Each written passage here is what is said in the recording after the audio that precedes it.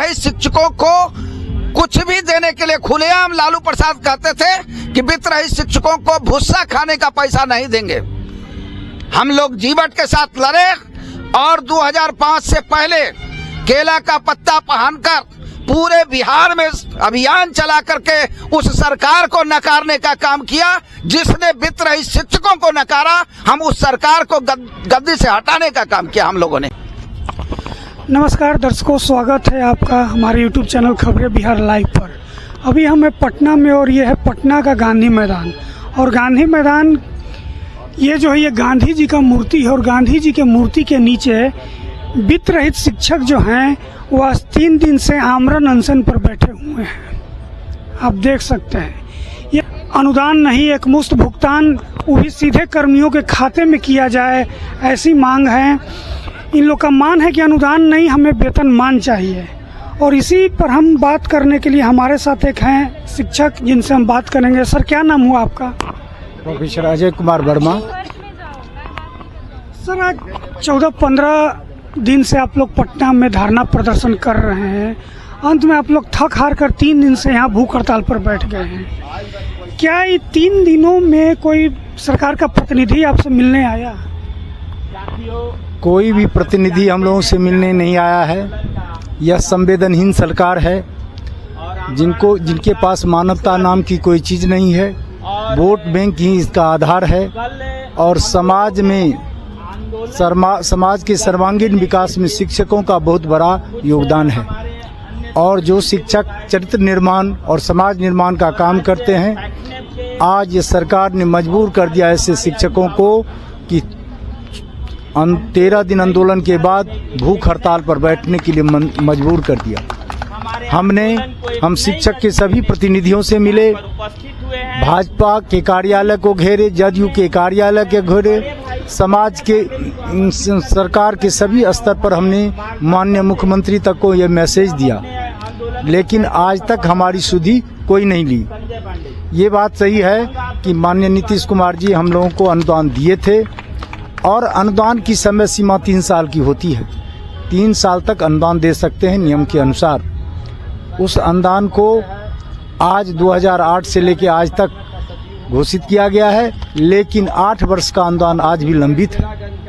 यह शिक्षक आज आपके चैनल के माध्यम से मांग करते हैं कि हमारा जो भी बकाया अनुदान की राशि है उसका एकमुश्त भुगतान उसके खाते में किया जाए।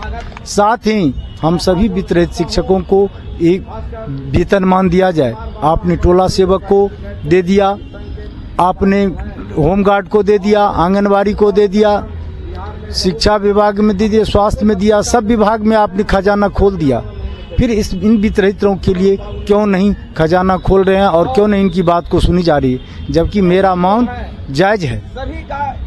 हमने समाज के निर्माण के काम किया है और बिहार सरकार के शिक्षा में बहुत बड़ा योगदान दे रहे हैं और 60 से 70% बच्चे आज भी वित्त रहित कॉलेज में पढ़ करके डॉक्टर, इंजीनियर बन रहे हैं और समाज के हर क्षेत्र में इनका योगदान हो रहा है। हमारे पढ़ाई बच्चे को आप वेतन दे रहे हैं और हम शिक्षकों को क्यों नहीं वेतन दे रहे हैं? आपने अनुदान की राशि 2008 में लागू किया, बिहार विधानसभा के सदस्यों और माननीय मुख्यमंत्री जी के वेतन में आज तक कितना बढ़ोतरी कर दिए। नौकरशाह के नौकरी करने वाले की शिक्षा में नौकरी करने वाले की वेतन में वृद्धि किए और वित्त रहित शिक्षण संस्थान में काम रहे शिक्षक कर्मचारियों को जो 2008 में आपने घोषणा किया था उसमें भी आपने बैंडेशन लगा दिया। जो छात्र पास आधारित हम अनुदान देंगे, यदि उसमें भी हमारा 1 करोड़ बनता है तो इंटर कॉलेज में आपने समय सीमा बांध दिया जो 50,000 लोगों को ही मात्र हम 50 लाख तक रुपया तक ही देंगे, तो वहाँ भी काट लिए। और हमारी महंगाई आज तक नहीं बढ़ी। आपको प्रति महीना वेतन चाहिए, एमएलए एमएलसी को प्रति महीना वेतन चाहिए, उनको परिवार है। नौकरशाहों को प्रति महीना विभिन्न विभाग में वेतन देते हैं और इन वित्त रहित शिक्षकों को जो भिक्षाटन के रूप में अनुदान देते हैं वह भी 8 वर्षों का लंबित है। क्या यह वित्त रहित मट्टी खाता है या पत्थर खा के जिंदा है? तो मैं आपके चैनल से यह सरकार को आगाह करते हैं कि तीसरा दिन हमारा भूख हड़ताल है और सरकार का कोई भी प्रतिनिधि हमारा सुधि नहीं लिया। यह बड़े क्षोभ की बात है और मैं आपके चैनल के माध्यम से ये भी सरकार को आगाह करता हूं कि जब तक बर्दाश्त करने की शिक्षकों की सीमा है तब तक बर्दाश्त करता है। जिस दिन इसकी सीमा समाप्त हो जाएगी इस दिन शिक्षक उग्र हो जाएंगे और अपने तो आएंगे, अपने परिवार बच्चे के साथ तो आएंगे, लेकिन अपने पढ़ाए हुए शिक्षक के पढ़ाए हुए बच्चे के साथ जब आंदोलन में उतरेंगे, नौजवान और बूढ़े और वृद्ध जब आंदोलन में आएंगे तो आपकी स्थिति खराब हो जाएगी। इतनी खराब हो जाएगी जब बात नहीं सुनने के कारण नेपाल की स्थिति आप देख रहे हैं। नेपाल में जब नेपाल सरकार तानाशाह हो गई तो वहां की आम जन सड़क पर उतरकर ऐसे सरकार को अपदस्थ करने की काम किया और क्या स्थिति ला दिया। तो वो दिन दूर नहीं सरकार को कि अब हम 24 घंटा का सरकार को अल्टीमेटम देते हैं। कल शाम तक यदि हमसे वार्ता नहीं हुई तो परसों से हमारा आंदोलन उग्र हो जाएगा और हम गांव समाज लड़के को भी लाएंगे, समाज के विद्यार्थियों के साथ जाएंगे। जैसे जयप्रकाश नारायण ने इमरजेंसी के दौरान आंदोलन किया था और छात्रों का आह्वान किया था, हम अपने पढ़ाए हुए छात्रों को बुलाएंगे और पटना की धरती पर छात्र और शिक्षक एक साथ होकर आंदोलन करेंगे और आपको अपदस्थ करने का काम करेंगे। धन्यवाद। आखिर वित्त रहित शिक्षकों के साथ ही क्यों नाइंसाफी कर रही है सरकार? कुछ शिक्षक को लाख लाख रुपया वेतन दिया जा रहा है और आप लोग को सिर्फ 40 वर्षों में एक बार अनुदान दिया गया, क्यों? देखिए, वित्त रहित शिक्षकों के साथ सरकार की राजनीतिक इच्छा शक्ति हमको कमजोर दिखाई पड़ रही है। इसके वजह से ही जो है अभी तक सरकार सोई हुई है। नहीं तो आप देख सकते हैं कि 38 जिला के विभिन्न जिलों के लोग यहाँ आए हुए हैं और तमाम तरह के शिक्षाकर्मी यहाँ उपस्थित हैं। चाहे कुछ माध्यमिक के हमारे साथी हैं, कुछ इंटरमीडिएट के हमारे साथीगण हैं और कुछ डिग्री कॉलेज के साथी, आज तो फैक्टनेर के भी साथी हमारे यहाँ आए हुए हैं। और हम कहते हैं आज एक संगठन का और धरना प्रदर्शन गर्दनी बाग में है, उसके आंदोलन को छोड़ करके लोग यहाँ आए हैं। फोरम पे विश्वास जगह है, हम लोगों के आंदोलन पे विश्वास जगह है, तभी तो उनका अपना संगठन छोड़ करके यहाँ आए हैं। मेरा मानना ये है कि आंदोलन रोड पे होता है, कहीं एसी रूम में बैठ करके या कहीं घर में बैठ करके आंदोलन नहीं होता है। और जो हमारी जायज़ मांगे हैं तीनों संकायों के लोग को, तीनों विंग के लोग को, चाहे वो डिग्री के कर्मचारी हों, चाहे वो इंटरमीडिएट के कर्मचारी हों, चाहे वो माध्यमिक के कर्मचारी हों, सभी का जो है एक ही मांग है, वेतनमान। और सभी को अनुदान मिलता है, मैट्रिक को भी अनुदान मिलता है, इंटरमीडिएट को भी अनुदान मिलता है और डिग्री को भी अनुदान मिलता है। तो मेरा सर मानना ये है, आपके पत्रकार महोदय, आपके माध्यम से मैं सरकार तक ये संदेश पहुंचाना चाहता हूं कि ये अल्पकालिक व्यवस्था थी। जब माननीय मुख्यमंत्री जी ने 2008 में इसका घोषणा किया था तो वो बोले थे कि ये मैं तत्काल अल्पकालिक व्यवस्था के तहत अनुदान दे रहा हूं, ये व्यवस्था कोई दीर्घकालिक नहीं था। तो अल्पकालिक व्यवस्था को अब बदलिए ना, इस अनुदान की व्यवस्था को बदल करके और इन शिक्षाकर्मियों को जितना कि यहाँ बैठे हुए हैं सबको एक वेतनमान प्रावधान करना चाहिए। और हम लोगों का संगठन जो है वो तीनों संकायों के लिए लड़ता है, किसी एक के लिए नहीं लड़ता है कि हम लोग इंटरमीडिएट के कर्मचारी हैं तो खाली इंटर के लड़ते हैं, मैट्रिक के भी बैठे हुए हैं और डिग्री के भी बैठे हुए हैं। तो मैं ये कहना चाहता हूँ कि तीनों फैकल्टीज के लोगों के, हमारे आदरणीय गणेश भैया भी कल से साथ ही आ गए, जो कि बिहार इंटरमीडिएट शिक्षक एवं शिक्षकेतर कर्मचारी महासंघ के सेक्रेटरी हुआ करते हैं, जो वहाँ सामने बैठे हुए हैं, देखिए ना, हाँ वो वहाँ बैठे हुए हैं, नहीं सफ़ेद कुर्ता वाला उनके बगल में, ये वहाँ बैठे हुए, आप उनका भी स्टेटमेंट ले लीजिएगा, हम तो यही कहेंगे आपसे, वो बेहतर बताएंगे भी। और हम यही कहना चाहते हैं कि जो हमारी संगठन का मूल मांग है 3 गो, कि एक तो अनुदान की व्यवस्था को बंद की जाए और इस अनुदान के जगह पर मासिक वेतन का प्रावधान किया जाए। पहला, ये सबसे पहला मांग है कि हमें अनुदान नहीं चाहिए भाई, अनुदान की जगह पर मासिक वेतन का व्यवस्था कीजिए। दूसरा क्या है कि जो भी हमारे 7-8 वर्षों का कमाया हुआ पैसा है, अभी वर्तमान में ये 2025 में चुनाव होने जा रहा है, अब देखिए, और 2017 का हमको अनुदान मिला है, 17, 18, 19, 20, 21, 22, 23, 24, 25, ये 8-9 साल का जो बकाया हमारा पैसा है, अब 25 का पेमेंट 17 में का दीजिएगा, 25 चल रहा है, 17 का पेमेंट दीजिएगा, ये कहीं से आपको भी जायज़ प्रतीत हो रहा है क्या? किसी 2025 चल रहा हो तो वेतन तो 25 का ना मिलना चाहिए कि 17 का मिलना चाहिए, लेकिन हमको 17 का मिला है, किसी किसी को 16 का मिला है, किसी किसी को 14-15 का, किसी का 11 का बाकी है। तो ऐसा नहीं होना चाहिए। जो मेरा बकाया पैसा है तो माननीय मोदी जी और माननीय भाजपा की सरकार के अनुसार और एनडीए के सरकार के योजनाओं के अनुसार लाभार्थी का पैसा लाभार्थी के खाते में जाना चाहिए। उसके तहत मेरा अनुदान का जो पैसा हो वो हमारे इस खाते में जाए, डीबीटी के डायरेक्ट बेनिफिशियरी ट्रांसफ़र के माध्यम से हमारे खाते में। मेरा पैसा मेरे खाते में क्यों नहीं जाना चाहिए, जबकि साइकिल का पैसा उसी के छात्रा के खाते में जाता है, पोशाक का पैसा छात्रा के खाते में जाता है, सब चीज़ का पैसा किसान के लिए 2000 रुपया प्रति माह 6 महीना पे 3 महीना पे मोदी जी देते हैं, तो उसका पैसा उसी के खाते में। तो मेरा पैसा दे दीजिएगा किसी दूसरे के खाते में, तो मनमाना वितरण तो करबे ना करेगा, क्या करेगा, देगा नहीं हो देगा। तो ये सब विसंगतियां हैं। हालांकि ये विसंगतियां हर एक पूरे बिहार राज्य में हर एक जिलों में नहीं है, लेकिन कुछ एक जिला ऐसे हैं जहां की ये बहुत काल का विकराल रूप धारण किए हुए हैं। तीसरा का जो मुख्य मांग है कि जांच के नाम पर, संबद्धता के नाम पर, कि आपका एफिलिएशन खराब है तो आपका लेबोरेटरी खराब है, तो आपके यहाँ मास्टर कम है, तो आपके यहाँ प्रोफेसर कम है, तो आपका बिल्डिंग बहुत छोटा है।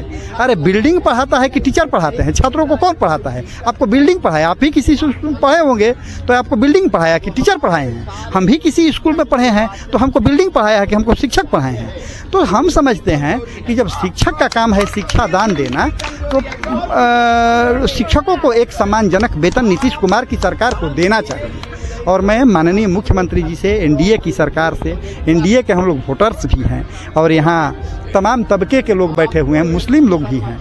भाजपा को तो हमको नहीं कहना चाहिए कि तुष्टीकरण की राजनीति करती है, लेकिन अल्पसंख्यक को, मदरसा को, संस्कृत को वेतनमान दे दिया गया और समान प्रबंधकीय व्यवस्था के तहत संचालित वित्त रहित शिक्षक को रोड पे बैठा दिया गया। तो हम इसको क्या कहेंगे? तुष्टीकरण की राजनीति नहीं कहेंगे, बिल्कुल तुष्टीकरण की राजनीति है। मैं आग्रह करूंगा इन सरकारों से, खास करके माननीय मुख्यमंत्री नीतीश कुमार जी से, कि इन शिक्षा कर्मियों को, वित्त रहित शिक्षा कर्मियों को अविलंब वेतनमान की घोषणा करके जस का भागी बने और इन शिक्षकों को भी भरण पोषण अपने माता पिता, अपने बाल बच्चों का, अपने परिवारजनों का एक समुचित जीवन यापन जीने के लिए उसको एक अस्थायी समाधान करें। मैं शिव कुमार पाठक रोहतास जिला का एक वित्त रहित शिक्षक हूं और इस संगठन का एक वरिष्ठ पदाधिकारी हूं और इसी के माध्यम से धन्यवाद।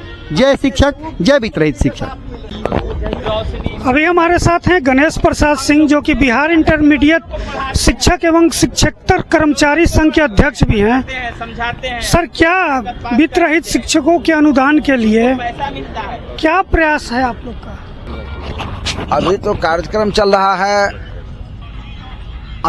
भूख हड़ताल का, वेतनमान के सवाल पर। सरकार ने अनुदान दिया है, हम बधाई देते हैं इस मंच से इस सरकार को, लेकिन वो अनुदान हमारे शिक्षकों के पास नहीं पहुंच पा रहा है। यह भी जिम्मेवारी उसी सरकार की। और शिक्षक अपने को ठगा सा महसूस कर रहे हैं, तो उसमें सुधार की गुंजाइश होनी चाहिए।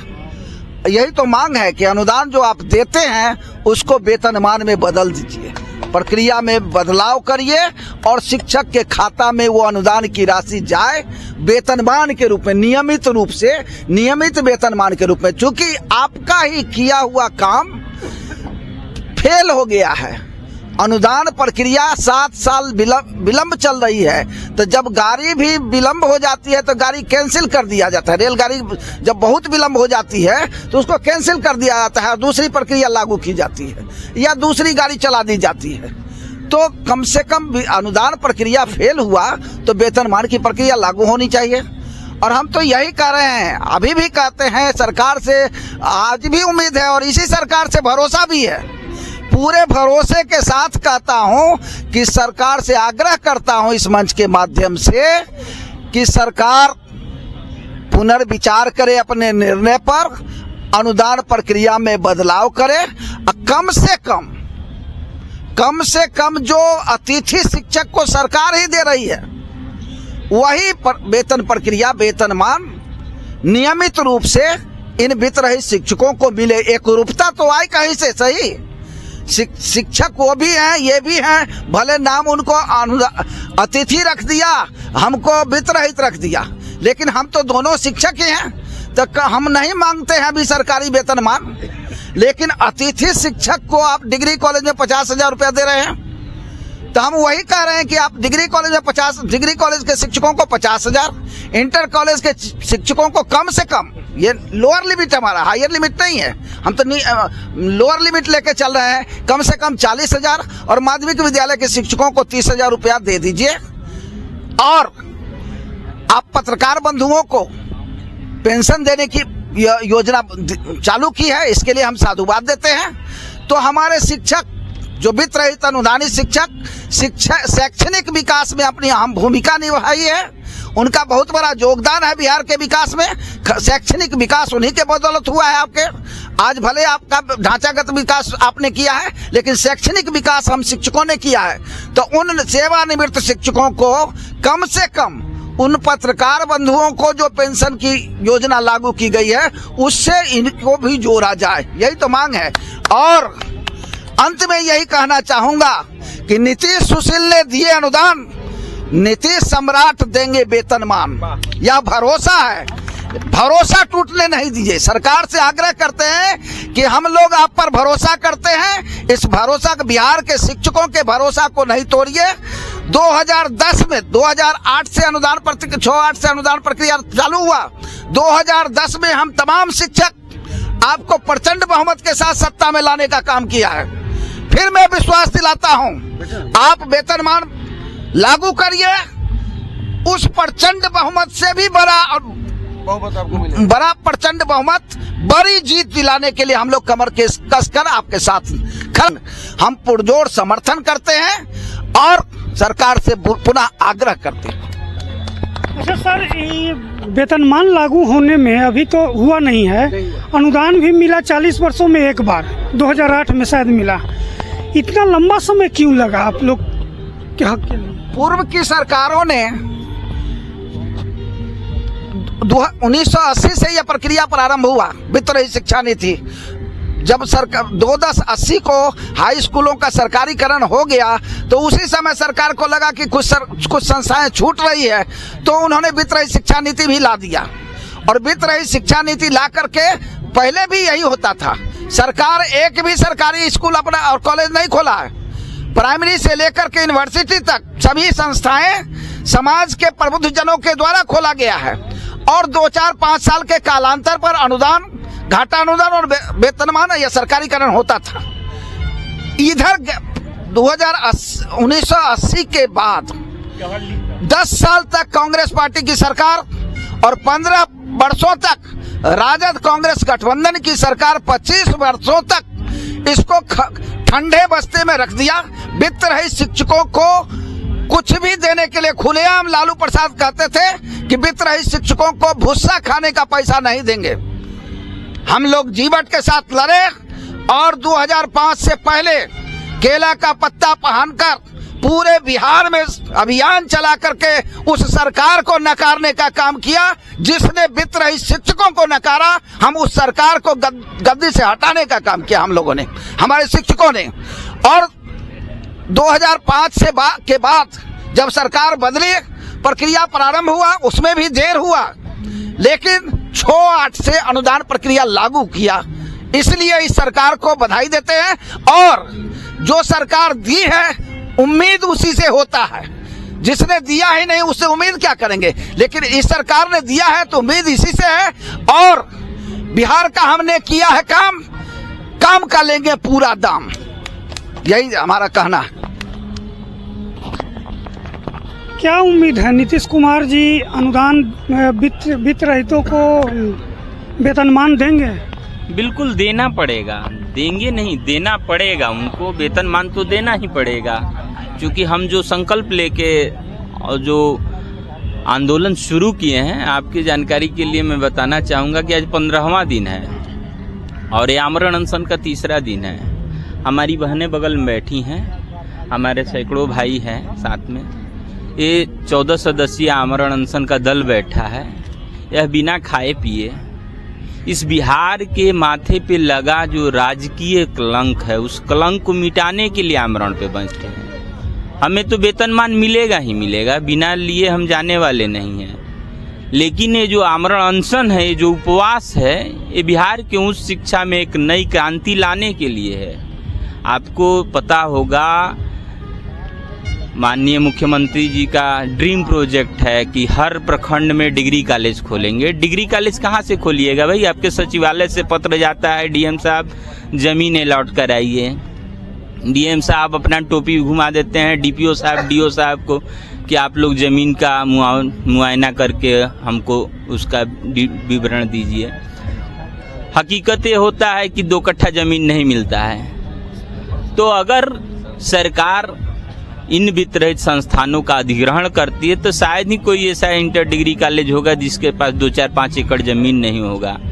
अगर इन सारे महाविद्यालयों का अधिग्रहण कर लिया जाता है तो सरकार को बहुत ज़्यादा नुकसान नहीं है। सरकार का जो शिक्षा का बजट है, उस शिक्षा के बजट में सिर्फ 1% अगर इन संस्था के कर्मियों को दे दिया जाए तो इनकी चिरलंबित मांग पूरी हो जाएगी। आज का एक न्यूज आया है, स्नातक पास छात्राओं के लिए 700 करोड़ का बजट अलॉट हुआ। आप खुद सोचिए, 700 करोड़ बच्चियों को दिया जा रहा है, उनको दिया जा रहा है जिनको हमने पढ़ाकर पास कर दिया। जो पढ़ाए वो आज 40 वर्षों से, 4 दशक से भूखे हैं, उनके भविष्य की कोई चिंता नहीं है। तो सरकार के अंदर मानवीय दृष्टिकोण मर गया है, जिसे जिंदा करने के लिए हम लोग उपवास पे हैं। और ये उपवास तब तक हम लोग जारी रखेंगे जब तक कि समस्या